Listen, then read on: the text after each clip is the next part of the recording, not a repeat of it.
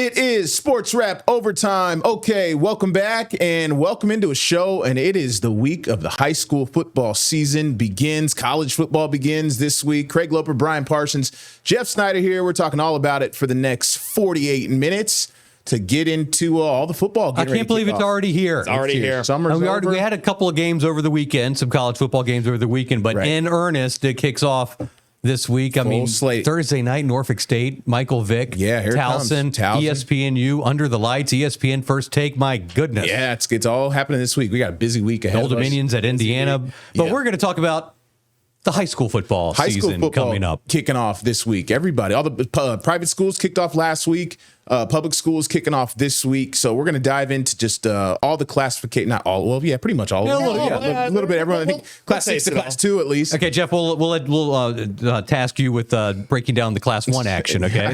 Totally. So tell us who the contenders there are. Right. Class 1's the highest, right? It should be. Yeah. No, I've always said seriously. The way your brain thinks. It's Division 1, Right. Now. Division 2, Division 3. Why is it backwards in high school? It's a weird thing. Yeah, Pennsylvania does the same thing, too. They flip it? Yeah, it's I think their highest is quad A instead of so single A is the highest. quad A is the highest. Quad A. 4A. 4A, yeah. Why is there an 4A. A there? I don't know. Because in Virginia, people think there's an A, but it's not. Really? Those are just 6A region and a 6B region, right. but the state championship is class 6. This is class 6. Yes. Why is there an A? Probably because Unless back in the day, I think people are still because they do districts, triple A, double A. I think people just add on the 6A. Or I was thinking maybe in Texas you could have like a 7A champion and a 7B champion. You can. And they're both equal, but they're just different sides of the state, and they just have two state champions because there's so I'm many from people. a state where it's 1, 2, 3, 4, 5, 6. Me too. Yeah. Well, I remember an era when it was double A, triple A, and single A. Yeah. No, yeah. Those days are gone. My state is 1 through 6 as well. So. Oregon for Craig and Ohio for Jeff Snyder. Yes. In case you're keeping score at home. Yeah. Well, when it comes to class 6, not class 6A, we got to start with the defending champs, the guys at the height of the mountaintop across the whole Commonwealth, and that is the Oscar Smith Tigers of Chesapeake. Wow, what a return to glory they had last year. 15-0. Chris Scott entering year 6, leading this program. I think that's 3 state titles now for him. They doubled up. Yeah, he had they doubled up. The COVID in the year. same calendar year. Yeah, right. That was and pretty then wild. Got one last year. So 15-0 last year. Crazy game at Harrisonburg. Yeah, to win the state championship. That was wild. James Cotado. What's his name? What's that guy's name? James Cotado was there. Never heard of him. Great. Lonnie Andrews is the quarterback coming back. He is a junior. Yep. Travis Johnson is his big weapon, a senior wide receiver he's only going to Michigan. Only going to Michigan. You guys ever heard of that school, Michigan? Yeah. Big No, I actually haven't. What star? Is he a four-star? 4-star prospect. But you know me, I'm pretty sure he's like the second or third. Yeah, I know. Second or third ranked player in the state. I think there's an O-lineman in Northern Virginia that's technically the number 1 player in the state. Travis is like second or third. So definitely number 1 player in Hampton Roads, though. And if you want to go by the recruiting they services. went undefeated last year to win another state championship, and they pretty much dominated the competition. Oh, yeah. On their way to the state title. You know, tough test in the state championship game, obviously, but Oscar Smith, for the past 20 years, started by Richard Morgan, has just become an absolute dynasty in Chesapeake and one of the class teams of the state, of the East Coast. Right. It's always so exciting when you assign me there, Brian, because I know. So, fun fact: we only shoot a few touchdowns. I know, a little behind the scenes here. We'll shoot a few touchdowns, and then we usually assign another game. Oscar Smith, I'm usually able to get what I need by the end of the first quarter. Yeah, so good because it could be a running clock by the midway of the second quarter, and that's 35-0. You know, so at that point, so they're just one of the dominant teams of the area. You know, and they opened the season. Craig, a tough one. Gonzaga Prep up there in D.C., a powerhouse private school. Caleb Williams' alma mater. They had a first-round lineman from Penn State a couple years ago come through there, who was a tackle for Caleb Williams on that team. Oh, wow. So Gonzaga Prep up in D.C., huge game. Now, I don't know the Gonzaga scouting report anytime, this year, but they are typically pretty good and super competitive, and they got a lot of good athletes. Now, I don't know if they're necessarily DeMatha Catholic status in terms of that dominant, but Gonzaga is always, pretty good. Check out that week 2 game. Week 2, here we go. At Warwick, so up at Todd. That's an interesting game. That's a different one. That's a fun one. Oscar Smith and Warwick. Thomas Sykes is a new head coach at Warwick. He replaces Corey Harrison, who retired and then came out of retirement to go to Grafton to take over the Clippers. But that's a very intriguing game. Yeah, not a common non-district game for us here in Hampton Roads. This would be more like a Oh no, they're not even in the same class. I was going to say like a state semifinal or a region title or something, but that's not. They're not even in the same class. That's a pretty cool game. And then after that, it's all the Southeastern District games. Schools. But we do have some sound that we got from our preview with Oscar Smith before the season. Before their game coming up this Friday up in DC area. Let's go ahead and roll the sound with the Tigers. Our coaches preach to us every single day that last year doesn't matter now. We got to go. We got to build our own house. We got to get our own bricks for our house. We got to build a separate house. Just chasing a state championship and not like trying to defend it. Shoot, this team, I'm like, we're not as fast as last year's team. Like last year's team had a lot of speed, but I think this team is like a kind of violent team. It's gonna be a good one for sure. Gonzaga got a great defense. I haven't really seen their offense for real, but I know the defense is strong, so it feels great. We've been out here grinding, and we're ready to go back to back for sure. All right, the first fellow was Lonnie Andrews, a junior quarterback. His late father, was a player at Oscar Smith. Jaden Colville was the second gentleman, and he is going to UVA as a defensive back. And the third player there was Travis Johnson. That was Travis, who's going to Michigan. So let me just say this about Oscar Smith. The storyline with them coming off of last year, I should say, the storyline with them in 2023 was their youth. I don't remember the number, but LaFonte Thorogood, their former assistant, I think they had it was like 40 freshmen and sophomores in 2023, something like that. Maybe, don't quote me on the number, but that was not an excuse because they're not at a program that makes excuses, but it showed on the field in many spots in 2023. I think they lost to Kings Fork in 2023 for the first time in 15 plus years or maybe a decade or something. They dropped some games. I think they went to the region semis. They didn't even make the region title game. Their youth showed in 2023. 2024, they no longer had that excuse, and they really showed how much they grew up, in that year. And the results show that. 15-0, winning Class 6, very successful season for them. And now a ton of more experience back for them. They didn't lose a ton. They lost like a normal amount of guys for high school graduation. Exactly. Normal attrition. It's the normal attrition. But you talk about 2023. Wasn't Lonnie Andrews the quarterback then? He was. Yeah. As a freshman. Correct. And then last year as a sophomore. This year as a junior. They were making freshman type mistakes. Yes, exactly. They just didn't have the experience that they'd had in recent years, coming off some of those crazy years with Vasco and Sherrod Koval and Kevon King. Lonnie's going to be special. Yeah. He's got a good little offer list going. He's going to continue to rack them up, and this season will help him out. The junior year in recruiting is huge, and then those camps will go on after the season's over. So Class 5. Class 5. Let's get into it. Where does it start here? I guess we got to start with the champs, right?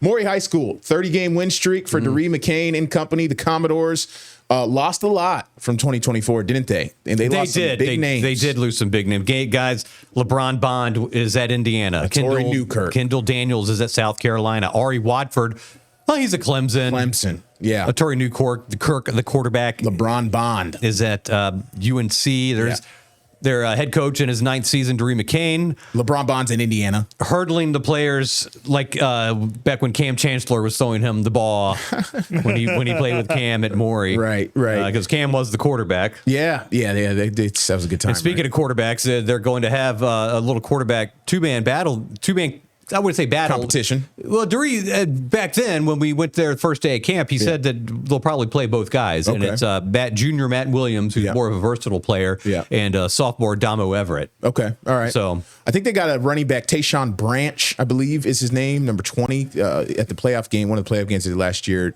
Branch looked really good. So I imagine they're going to feed him the ball a lot. And let's mention, they went to the state championship. They had a close game. I think it was a 6-point game against Green Run in the state semifinals. Correct. Yeah. And they go to the state championship against Briar Woods. Yeah.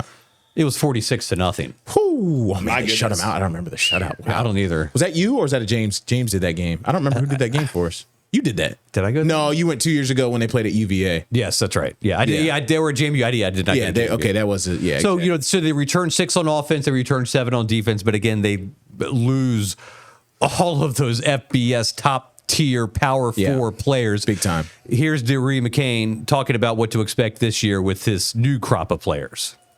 It's a new group, and I think that, everybody we're worried about, the talk of, Torrey Newkirk's gone. Well, we said that when Fred Johnson and Peyton Jones left too. We said the same thing when Keandre Lambert left too, and we keep doing. So it's exciting to be out with this new group to get it done.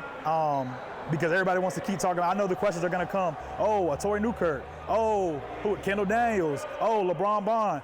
Great players. All right, but we knew that they were going to be out the door one day, and now we have a new crop. So that's kind of our motto. Yeah.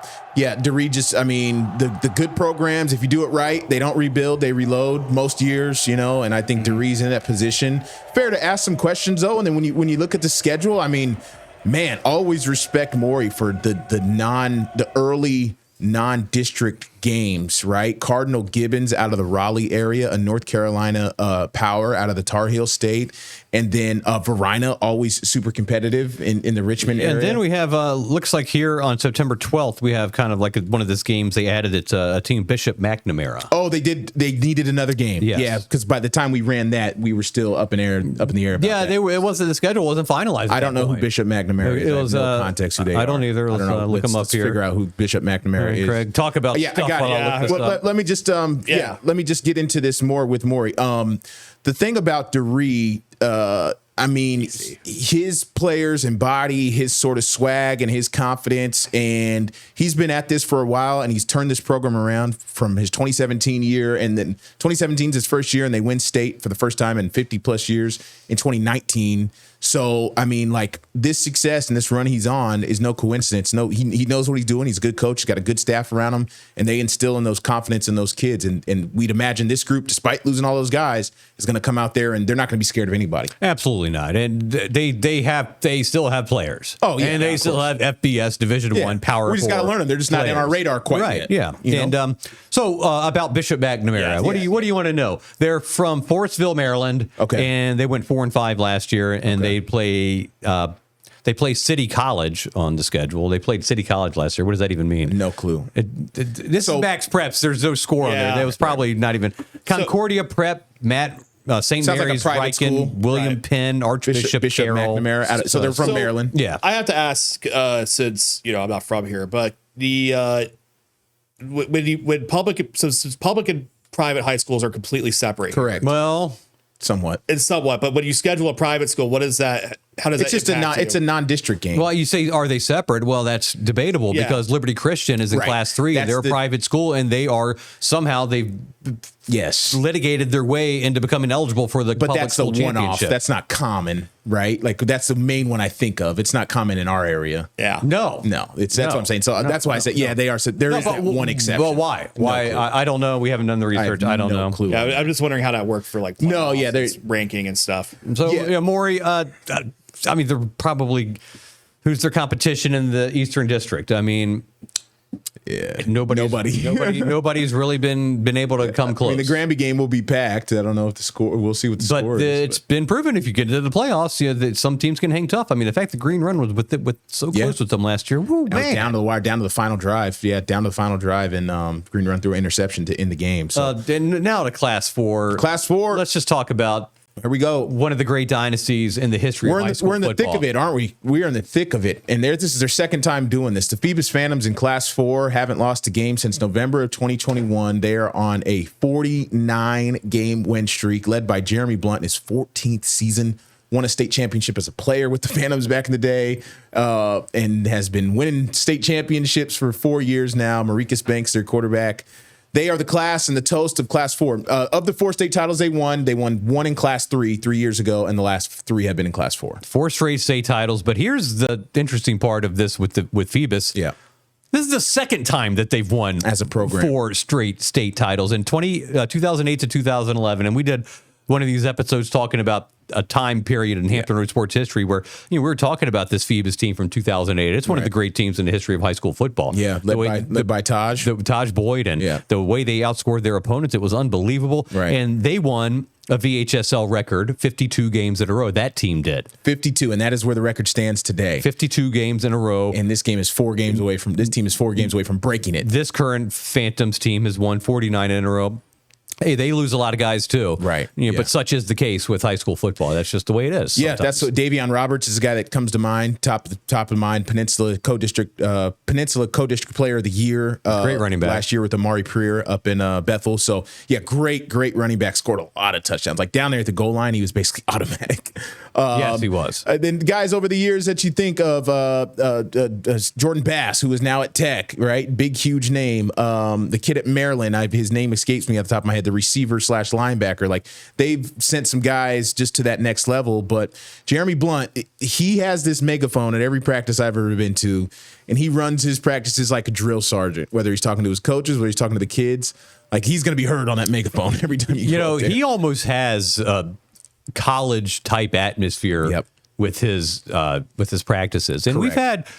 we have had high school coaches go on to the college ranks. Right. It has happened. Kurt Newsom was the head coach at Kickingham and Heritage. Yep. And he went on to James Madison and then Virginia Tech. He was on Frank Beamer's staff for many years. And then Hershey's coach at Lansdowne. Chris Beatty, who is now an NFL assistant coach. And then you had who's the other one? A few. We've had a few. We went through this list Bill D. Thank you. The late, great Bill D., who was a Phoebus head coach, right. And then went to Christopher Newport, and he was a coach on Bobby Wilder's staff at Old Dominion before going back to high school. Some of the names here as we get ready to get into the soundbite. Mekhi Hill is a wide receiver for them. Running back Tyree Diggs, who I do remember making some plays last year, now that I think about it, when Davion wasn't in the game. I think Davion got injured one game that I was at, and they inserted this guy in. So let's hear from Jeremy on just kind of being the target in Class 4 and then reloading and trying to go after another one.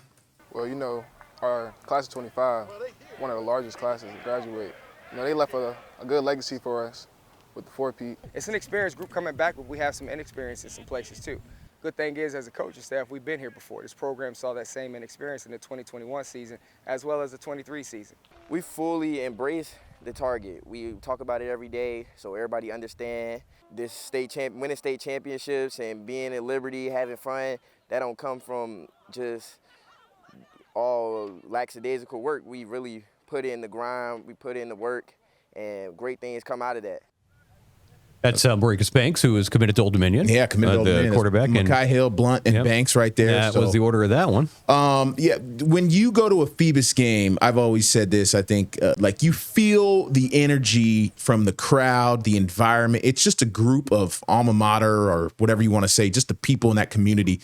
They love the Phantoms, man, and they got the flags, they got the cool Letterman's jackets. Like a lot of alumni are always back on the sideline every game, whether it's Thursday, Friday, Saturday afternoon. Like it just feels like a big family up there to me, honestly. When I go to Phoebus, it's so cool. It almost, in a way, it's almost a kind of a small town atmosphere with Phoebus because they're kind of isolated in their own little pocket there, right by the Hampton Roads Bridge Tunnel and all of that. So it's kind of an interesting place. And I love going up to Phoebus. Phoebus, ever since I've been working here, man, Phoebus has been a dog, man. And they just get it done, and they win state titles left and right, presumably. And they do it with a lot of talent. I don't know much about Class 4, who might be on their radar. I don't know the Liberty Christian situation. They're 3. Oh, they are 3. Yeah. That's right. Okay, okay. Yeah, you're right. So last year. So those are the 3 state champions that we had this past year. Yep. It was Oscar Smith, Maury, and in the top 3 classes Phoebus, in the state. In the top 3 classes in the state. But, there's going to be some teams that are going to be knocking at their door. Right. And they want to be contenders for these state championships. And we're going to talk about those. We're going to get into that next. Next on Sportswrap OT.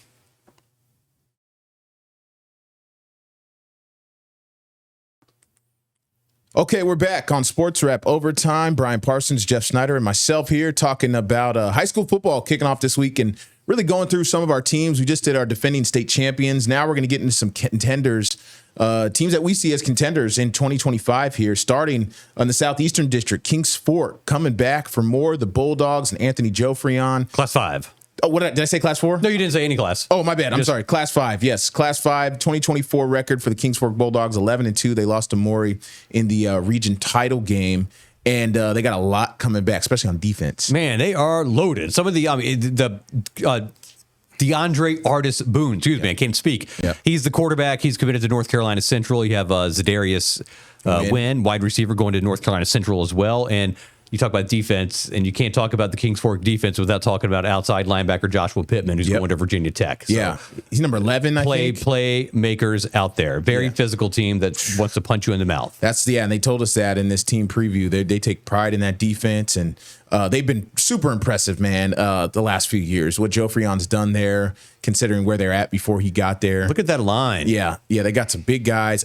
Another good, solid environment. Great facilities. Kings Fork is awesome. Great games. We pull up there. We get good parking, and we're right into the games. It's awesome to go there. Yeah, the community really comes out in support for those Suffolk schools. They do. For sure. They do. Nansemond River and Kings Fork specifically. Right. Yeah, they lose Javon Ford, their workhorse running back, who's been scoring a ton of touchdowns for them the last 3 years. He's off at Towson now playing college ball.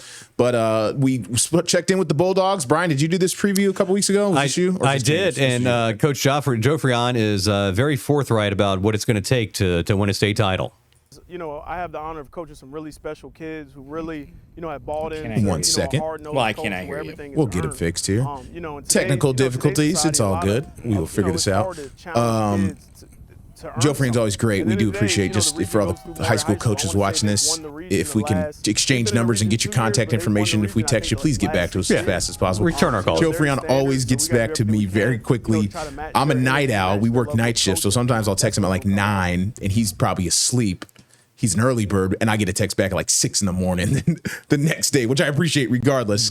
Nobody's on the same. We're all on a different page here. But for any high school coaches, please get back to us. We're trying to cover your team. We're trying to talk about your team. We're trying to shine a light. Maybe do a player of the week story. We're going to be out there doing those. I've had a weird week with my schedule. Yeah, you have. I've had like You've been day shift central this week. Yeah, day shift, swing shift. All over the place, man. Hey, man, it's all right. It's good to work a day shift every once in a while. Yeah, it feels good. I had a few of them. It feels weird when you get off at like 6 and you're like, it's crazy. You feel like a normal person. When it's light outside. Yeah, we get off normally for anyone watching, Brian and I. All right, well, this isn't going to happen. Okay, Joe Freon basically. We're gonna I don't know what's wrong. Okay. Jeff, all right. Can't get it to go. I can't. Basically, he said it's going to have to come down to going through Maury. Yes, we got the quote right here in front of us. Oh, read it. I'll read it off here. Quote, at the end of the day, the region goes through Maury. We've been in the Region B title game 2 years. They've won the region the last 6 years. So they're the standard, and we got to do everything we can to match their level of coaching, and that's what it is going to come down to. That was Coach Joe Freon. What do you think about those comments? Yeah, he's not saying anything shocking, right? That's the truth. I mean, they are the standard. How close they are to Maury is a legitimate question. We're calling them contenders for a reason. Like, Maury lost a lot of guys. Kings Fork returns a lot of guys. Who knows? I mean, I think that it could go either way if it came down to them in the playoffs. They open up with Wise too. That's a team that. Oh, yeah, right. Yeah, we didn't talk about the schedule. That's a team that Maury has opened up with the last 2 years and beat them. So how do they stack up against a Maryland powerhouse, Class 4 Maryland powerhouse? Only one non-district game because the Southeastern District is so many teams. So they go Wise and they just get right into the district schedule. Deep Creek, Great Bridge, Oscar Smith, Grassfield, Western Branch, Lakeland, Hickory, Indian River, and then the big Suffolk City, city championship, Nansemond River. Which brings us to our next team, the Nansemond River Warriors. 9-3 last year. They lost to Kings Fork in the 5B region semifinals, 35-15. There's Alonzo Ricks in his 5th season as head coach, and he returns 8 on offense, 5 on defense. They're a very fast team, as you come to expect with a Nansemond River team. Right. And let's talk about some of their names, some of their big names. Returning players: Tyrell Grant Jr., quarterback, committed to Syracuse, says he wants to be a doctor. Starting, I guess getting that rolling in undergrad. And here he's going to come up here. Is he coming up? There he is, right there. Tavon Douglas, the wide receiver. I remember him making a lot of big catches last year in some of these highlights that we have. Quincy Gilmore has a Virginia Tech offer. Calvin Holloway is an athlete. Roger Harris Jr., defensive lineman. Joey McCowan, offensive lineman. Jakari Colden, linebacker and running back, and Will Monument. The kicker, I guess they got a legit kicker. Yeah, Alonzo brought that up. He said, we've got a kicker that's hitting 45, 50 yards. Which in high school football doesn't happen often. Getting college looks, and he said he can punt the heck out of it too. Soccer kid. Yeah, he's a soccer kid. Right. So, but I was asking Ricks, it's like that's got to be a valuable asset to have in those coin toss games. Because high school field goal kicking can be a little iffy. Can be a little iffy. Yeah. A little shaky. Unless you're the Indian River kid from a couple of years ago. He seemed like he had a leg on him. Oh, we've had some guys. Yeah, right. We talked to some of the players, and we're going to lead it off with Terrell Grant Jr., the talented quarterback right there that wants to be a doctor that's going to Syracuse. We're a successful program, and we want to make sure we're building on top of that. I mean, last year we went 9-3, and we're still not good with that. We don't want to get complacent, so we should, for that 15-0 this year, want to make it all the way to states, because that's the ultimate goal for us this year. From the inside, I feel like we haven't been there how we supposed to be. I feel like we supposed to have been way better than what we was. Knocking on the door ain't good for me. I want to kick through the door. Knock it down. Love that. That's mentality. That was Terrell Grant and Jakari Colton talking about the upcoming season and what their expectations are. And everybody wants to win that state title. Everybody right? wants to win the state title in the summer for sure. Good thing about Nansemond River, I keep talking about the environment. The band is awesome. Yeah. The band is so good, man. The cheerleaders do a great job. They got the big old Warrior black banner that stands like 12 feet tall. The kids run through it every time. Sweet atmosphere. Their field is awesome. Field's awesome. The lights are awesome. The band is awesome. Really good time at Nansemond River. Takes a little bit of ways to get out there from here. It's good. From downtown Portsmouth. It's good when Nansemond River and Kings Fork are both good. Yes. Because when they meet, it's going to be quite electric. It's awesome. All right, our next team we're calling a contender. Back to the Southeastern District, or staying in the Southeastern District, I should say. Indian River, Brandon Carr entering year 4, leading the Braves. They were 8-4 in 2024. They lost to Green Run in the region semifinals. They were region champs the year before in 2023. Beat Green Run in a crazy game. Cameron Brooks, senior cornerback. Lord Malik Heru, freshman quarterback. A lot of buzz about this kid as an 8th grader coming up, and there he is taking the QB1 snaps for Coach Carr. Jason Preston, the senior wide receiver. I remember him making some plays last year. So I did a lot of Indian River last year. I did a lot, and their defense was really impressive. I felt like they had their running back, number 7, whose name escapes me. He was super good. And I feel like Indian River was that team. They were on the cusp. They were like right there. They were always competitive in every game. Always, and they won a lot of games. Yeah, and I think the cool thing with what Brandon Carr has done with them is they're such a playoff tested team. Yeah. So by the time you get to the postseason, they go on little runs here. You know, and sometimes they're unexpected. Like in 2023, they won the region. That's right. Yeah, they beat Green Run. Yeah, and which that was a surprise. That was an upset. That was kind of a surprise. Yeah. And I wonder if there are any Shaws left on the team. From my buddy Antoine Shaw. He's got like... We know we're going to see Antoine at the games. He's got a lot of kids. We know that we're going to see Antoine at the games. We have can we confirm? Is Chris still there? Tony is... call him live on the podcast. Just kidding. Valentino, is he playing...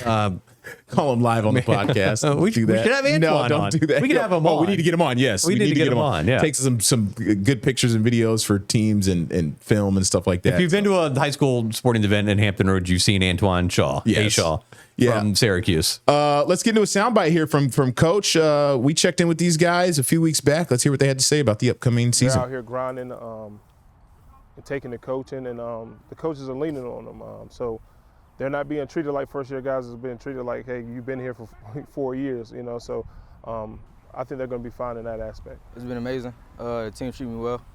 The coaches, they got installs for the best players for me and try to make me as comfortable as possible. We've been through every possible thing, like Coach B said. We've been here with him for 4 years. We've been every possible loss. So this group, we've been here before. So we know every wrong, every right. So we know what we're doing.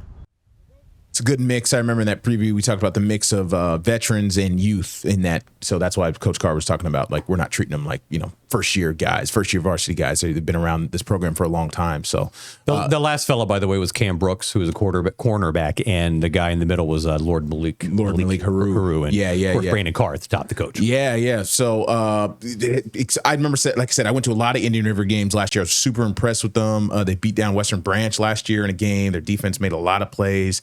Another great atmosphere. We're going to say that with a lot of teams around here. But excited to see what Indian River does. And Coach Carr, he's always good to us, gets back to us promptly and fast. So we appreciate it. We always like that. Yes, we do like that. Right there in Class 5, sticking around. Let's go to the beach. Green Run. How about this? We know what the Stallions have been up to the last few years under Brandon Williams, now in his 8th year, but they haven't lost a Beach District game in God knows how long. Yeah, I forgot to look that stat up. They haven't lost a Beach District game in so long. 13-1 in 2024. Lost a thriller to Maury 20-14 in the Class 5 state semifinal at Powhatan Field. That's as close as you're going to get with Maury, man. Nobody's even remotely close to Maury like that. I think they scored first, too. I think they went up 7-0. I'm pretty sure. I could be wrong. A lot of games in my head from the last few years. That was a thriller. What about the game that what would it be, the state region championship game when they beat Indian River? Yeah, it was overtime or double overtime or something like that. Crazy game that was. Crazy game. I think they beat him in overtime or double overtime on a 2-point conversion to win it. Crazy down. What do we have here? Coach Williams loses a lot of players. Yeah, he lost some guys over recent years, but they always reload, man. I feel terrible. There was we did Big Teasy's commitment live on Wavy weeks ago when he committed to Virginia Tech. There was a kid who plays linebacker for him, and I feel so bad forgetting this. Maybe it's in here. He's like 15, and I'm not even kidding. He looked like a D1 football player already. And someone told us, like, yeah, that kid's on our team. He's 15 years old. He's like 6'3", 235 pounds. He's yoked up. I'm so sorry. I'm so sorry. We're going to know this guy after this season. Yeah, we don't have him on our list. Maybe he's too young. We're going to know. Brandon doesn't want to let the cat out of the bag. Well, we're going to know him after this season, after a couple games, because he's going to be can't miss in terms of looking at him. You talk about the eye test. Yeah, that might be him for all I know. But yeah, so Coach Williams, always great to us too. Let's hear. You did this check-in with them, Brian. Here's what he had to say about getting going in 2025. It's what makes it fun. Brings us back out here each and every day. We have put ourselves on that pedestal to where the standard is high. Nothing more, nothing less than a state championship around here. And that's what competitive nature is about. We didn't like how it went last year. We went like 100 times more hungry. We worked every day, and we just got to get better. We had a lot of guys last year, and we had to learn from them. It's our time now, to step up and be leaders. We got a lot of underdogs that's coming up, so we're gonna work with them. We're gonna bring them guys up, but we got a lot of dogs coming, so we here. That was Thomas Wilder was the last guy, Big Teasy, who's going to Virginia Tech. But prior to him was Charles Jackson, running back. It's going to Old Dominion, and of course Brandon Williams, the longtime head coach. The gentleman in the black shirt who you just saw there is Luke Ashcraft, the new starting quarterback, a transfer from Kellum. And Green Run has lived off that transfer quarterback the last few years, Peninsula transfer quarterback specifically. This year, they get one from the beach. And I know Coach Williams, he said he was excited about him. What he can do to run this offense. I mean, their offenses the last few years have been electric. The receivers, the running backs, I mean, they've been throwing it all. Kassan Farrar for them the last 2 years was a stud. Really? And he's at UConn. Yes, right. Good running team too. They've always had really good running. Yeah, team. they're great. They're a solid team. Like you said, that we always talk about in the office thing about the beaches.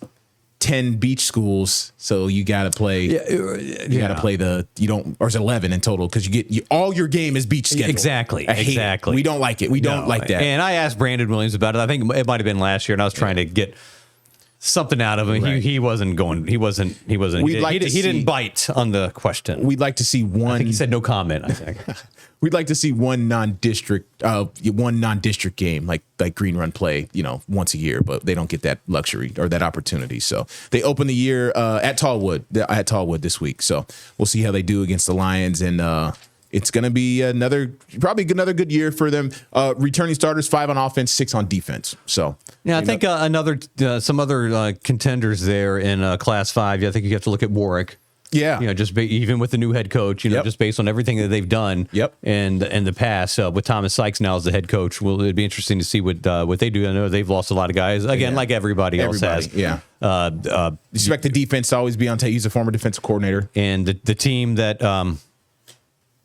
Granby, I think Granby could be. Granby. Yeah, Granby's been a player in the Eastern District. Playoff runs. Kendall Jefferson been doing great thing, building. I mean, last year they were 92. So the Comets. They're not a slouch for anybody. So Class 4, who's going to contend with Phoebus? You got Hampton was probably going to up on the peninsula want to have a say in this, and along with Denby. Yep, no doubt. I mean, if you're talking Class 4, Is Lafayette Class 4 this year? Lafayette is Class 4 this year. And with the way their offense runs, they can give anybody fits. They could give Phoebus fits you get them in the right situation. And I would love to see Lafayette Phoebus at Wanner at Darling Stadium. That'd be pretty cool. That'd be pretty good. So we would love that. Do we need to take one more break, Jeff? How many breaks have we taken? We got time. Yeah, we got a couple more to get to here. Lafayette Class 3. Norcom, because they made it all the way to the state or the region finals championship, and after Anthony Hawkins, he thinks they've got a squad and a chance to do something next year. And then Class 2, we're going to move on to Class 2, and this is a very interesting story. Elliot Duty is entering his 20th season as head coach. If we can get the Pocosin queued up here, and they won the 2A region championship, but they lost in the state semifinals to Strasburg. 14-13. Wow, I didn't realize it was that close. And when I went out to preview Pocosin last year, Elliot Duty was complaining that we don't have any size, and then he brought out this sophomore offensive lineman who was larger than life, and I said, Coach, where did you find this guy? Where did you find this guy? He's like, oh yeah, I forgot about Carter Jones, our 6'6", 300-pound offensive lineman who is now the 6th rated offensive lineman in the nation in his junior class. Last year, he had offers from Old Dominion and Liberty. Now he has offers from Alabama and Michigan and Ohio State and Florida and Tennessee, and those are just the ones he named. The power of the Power 5, the biggest of the Power 4 schools. Mr. Jones. Carter Jones. And one of the running backs is Elliot Duty. And I asked Elliot Duty, what's it like? Elliot Duty's the head coach. No, I'm sorry, Elliot Duty. What am I saying? Cody Little. Cody Little, Elliot Duty. Cody Little talking about what it's like running behind the massive Carter Jones. It's great. It's totally different than what it used to be back in JV, running behind kids my size. Now I got Carter, who's huge. The holes are unbelievable running. I think we're starving for a state championship this year. So I've definitely thought about it, and I think it's something that every high school kid wants to experience, and it's something that we're going to strive for this year. We're big, we're fast. I think if we stay aggressive and we keep our mental focus, we will have a very successful season and go 15-0. Now, Craig, as a former high school and college football player, at this Class 2 level, can a player like that lead a team to the championship? This is not like basketball where you have a LeBron and you're gonna win a bunch of state titles. It's football. It's a team game. But man, it helps. Dude. It helps. It definitely helps. He's on both lines. He's obviously. Of course. Did you see how fast he was moving? Right. That's crazy, you know what's crazy for that size. So I'm watching this Chiefs Kingdom documentary that ESPN just dropped, and they showed high school highlights of Chris Jones, the defensive tackle from Mississippi, or whatever Mississippi State he went to. Well, his high school, like he's just dominating these kids. So if this kid Carter at defensive tackle can get active in the backfield, I want to see those highlights. Like offensive line, you can kind of blend in. Now you're going to maul some guys, but I want to see him play D tackle and like get in the backfield. And in Class 2, exactly, he's going to have his way. He should. He's going to have his way. Yeah. And their offense they run, man. They do that veer wing tee. I never know what to call it. Veer wing tee, triple option, whatever you want to call it. But then they also they throw it a little bit. They throw it a little bit. So this begs the question. He's a junior. He says he wants to make his college decision in about 8 months. Okay. Fair. This begs the question: if Class 2, as a senior, right? That's not the best competition in the world. Eventually, he's going to be going up against either the Big Ten or the SEC more than likely. Right. Okay. Right. Does he go to IMG for his senior year? Yeah. Or do you just say, hey, look, I already got my offer, so let's just play it out? I guess it probably depends. Depends on what your family's mindset is. Or does he sit? I mean, no. You don't think he sits? No way. No. We're not. We don't do that anymore. I don't think he's that kind of guy. I don't think he's that kind of. All right, that's fair. This is not like someone getting ready for the draft or the NFL where they're they're guaranteed top 5 pick and you're just waiting on your millions. Like these guys still want to play. Right. He's a 4-star. He wants to get that 5th star this year. Oh, he said that. Yeah, he told you that. Yeah. And he's been going to camps at Clemson and Alabama. Yeah, you're gonna go to all the underclassmen camps at the big schools, prove your worth, get your name out there. The guys who operate in a different space than we do, like the recruiting gurus, so to speak, of the 247s and the rivals and stuff, even though I think they just combined, they just merged. you're going to get in front of those guys. They're going to look at you, and then they're going to get into a meeting in a boardroom and decide about stars. I've been in those meetings before. They're actually very interesting. But in terms of, it's just a family thing.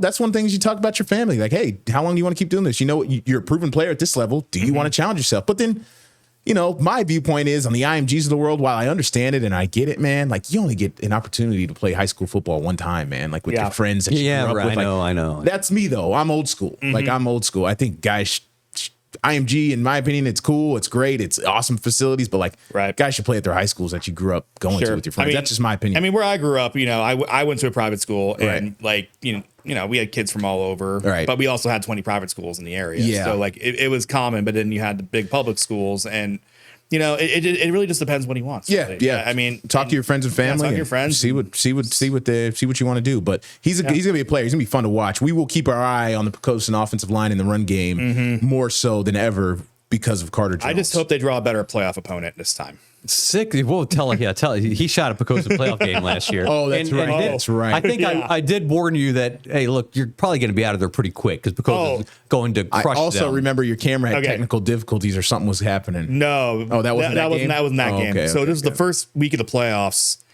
and they're playing John Marshall out of Richmond. Okay.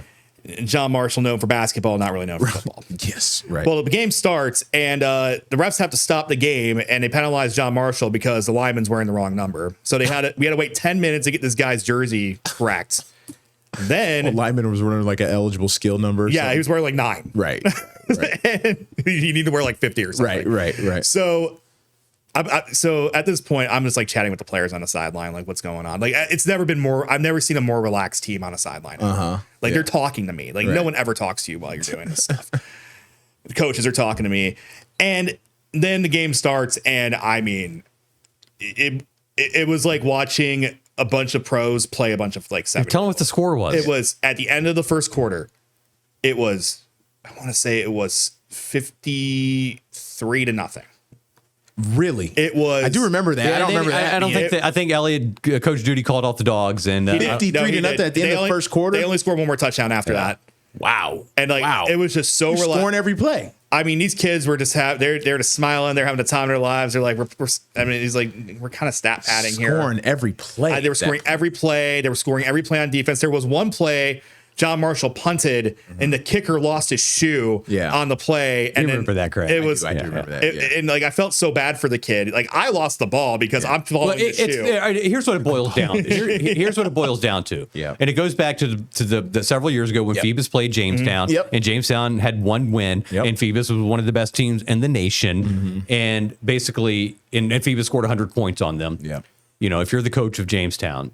And you're 1-10. And we've had 0-11 teams make the playoffs. That's when you go to the locker room and you tell your kids, men, we didn't deserve this. Yeah. We didn't earn the right to make the playoffs. We're forfeiting this game. Yeah. We're not playing in the playoffs because you didn't earn it. You don't deserve it. I'd be very curious. You won one game. I wonder what John Marshall's record was coming in that. It was something like that. Yeah. They were not. Yeah. They had no business being out there. Right. And I felt really bad for those kids. Yeah. If there was one kid in particular who I could tell was very athletic and would be very good on a team, but he was getting really frustrated. I felt really bad for him. Yeah. Do we need to take one more break? Yes, we do. Yes, we do. Right, let's take one more on Sportswrap Overtime. We're coming right back after this. Okay, wrapping up Sportswrap Overtime. We got about 5 more minutes to go here. Brian Parsons, Jeff Snyder, Craig Loper.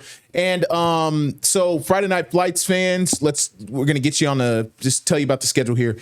It's not this Friday. We'll be on Wavy TV 10. It's going to be September 5th. We always do it the week after Labor Day. Well, we let Labor Day pass, and then we're rocking and rolling, I guess, technically week 2 of the season. We'll have a full slate of games. Brian, we do about, 14 games every night? That's usually the number? Every Friday, right around there. That's why I try to keep it try to as many as possible. Right. It starts at 11:13. 11:13, yes. Not 11:14. Nope. Not 11:15. 11:13. 11:13. 2 more minutes of high school highlights that you're not going to get anywhere else. And if they would give it to us at 11:12, we would take that. We would. Would you do a whole half hour? Whatever. Here's what I've learned in television is no matter how much time they give you to do something, it's never enough. Right. Now, if they give you 5, you want 10. If they give you 10, you want 20. And the thing is, it could be, and when you get presented with something, you're like, there's no way we can do this. Right. We Seems don't like too much work. This is too much. And then you start doing it. Then you realize, well, how can you expect me to do this? Right. In 10 minutes, I need 20. You know, it's like you always want more when you start getting into it. Yeah, you know, when you start getting into it and you build out the show and you do some graphics, you do some research, you write some scripts. Well, remember when we started this show? It started as a half-hour show. We're just like we're jamming in, we're speeding through it, and I'm finding that problem with the 10 count. Like I have to speed through it because I just don't have a lot of time. I do think we found the sweet spot though in this one. I agree. Oh, absolutely. It is a good change of pace from kind of what we do on a television on a nightly basis. For in here, we talk for about 48 minutes is kind of our number, and like you said, I think you said sweet spot, man. It feels good. We come in here, we try to have a good time. We hope you see a different side of our personality. Sometimes we have guests. Sometimes we have guests. You know, I'm suited and booted most times on TV. I get to come in here a little slightly more casual and just a little more freewheeling and less time crunch. So summer's over, bro. Summer's over. Summer's over. We actually we do need to get some guests. We do want to bring in. We're gonna have some high school football experts, so to speak. Hopefully, we're trying to get in contact with. Maybe have them on in the next couple of weeks, or maybe midway through the season. And I think as the season goes on too. I mean, at this show, I think it'll be we'll just kind of there'll be a lot of talk of what transpired over the previous weekend and what's going to be coming up, because we are in. This is it. Yeah, this is sports heaven coming up. Here now. it comes. We got there's going to be the four corners kind of thing where there's that day where all 4 sports. Professional Major League sports are all playing the World Series. It's always in October, right? Yeah. Hockey. When does hockey start? That's October, November. There's always a day. The Sports Zenith or whatever they call it. Sports Zenith, and then you got to remember Mammoth. What are they? The Yeti. No, what is it? The Utah team. The Utah. The Moon Mammoths. The Mammoth. The Moon Mammoths. That's the Erie Seawolves. The Utah Moon Mammoths, right? No, that's the Erie Seawolves. Those are the Moon Mammoths. I don't know who's that. No, John Oliver rebranded the Erie Seawolves for one night as the one night. The Moon Mammoth. Oh, okay, it was a one night thing. I was like, I've never heard that. A woolly mammoth on the moon, and he's got like the astronaut helmet on. Yeah, it's hilarious. They've actually worn those jerseys a couple other times, but John Oliver showed up to Erie, and it was like a whole thing. They probably sold some merch. They sold a ton of merch. I want a Moon Mammoth hat. Yeah, that'd be awesome. I want one. I want awesome. Yeah, like you said, summer's coming to an end. Yeah. So it was a good summer. We had some stuff. Yeah, no, I think we got something going on Thursday night. Yeah, slightly. Little event. Norfolk State is hosting Towson at Dick Price Stadium. The Michael Vick season opener. It's going to be packed out inside and outside. They have the band. You got a lot of excitement, a lot of buzz. ESPNU. The game will be streamed on. I don't even know ESPN channel. It's on ESPNU. Yeah, that's a cable. I remember covering Michael Vick as a high school football player. Yep. And now he's a college head coach. Yep. It's crazy. Where does the time go? Man, I mean, we remember playing Madden 2004 with him on the cover, right, Craig? That's right. No, you can go back and watch that episode. Yeah, you can cue that up. Best sports video games episode. That was a fun one. Yeah, but I heard you guys didn't even talk about Tecmo Bowl. We didn't. We were kind of kept it pretty generational. We didn't set the standard though. That is the standard. That was if the you first were one. here, we definitely would have talked about because that's what if there wouldn't be Madden without Tecmo Bowl. No doubt. 100%. No doubt. 100%. No, because that was having Madden as the sponsor was in response to Tecmo Bowl to kind of do something. Well, what do we do? Well, but everybody knows what you put John Madden's face on it. Have him do some voiceovers. His family's set for life with that franchise. We know that. So. Absolutely. Yeah, it's gonna be great. It's gonna be great. Look forward to the entire football season coming up. Get in contact with us any way you can. Email us, look us up on our social medias, all that type of stuff. Yeah. And you know what our goal is? What's that? I think we did a very good job this year. Last year. I'm just telling you, folks, you're dealing with all these games. You're dealing with all these kids. You're dealing with these rosters. Sometimes they're printed out wrong. Yeah. Sometimes we'll get a name wrong. Mm-hmm. Every once in a while, we'll get somebody's name wrong, and then we'll get an email and a call from from an angry parent. Right. Justified. Which is fair. Yeah, totally. Completely. And I don't remember us getting any of those last year. I don't think we did. I think the rosters have been they've been these schools have been doing such a good job. Well, sometimes the rosters are right. Sometimes the rosters are very wrong. They're very wrong. But I'm saying sometimes it's our fault. You know? Yeah, exactly. Yeah, the one time. Yeah, I remember. Yeah, okay, I remember. It happens, man. It happens. We're not Update perfect. your rosters, coaches, please. Where's my camera here? Update your rosters, please, right now. Do it, right please. now. We can't rely on max preps. We will get them. Rely on max preps. We need to get the roster. Anyway, we're out of time. All right, we are out of time. That's Sportswrap Overtime. For Jeff Snyder and Brian Parsons, I'm Craig Loper. We will see you next time.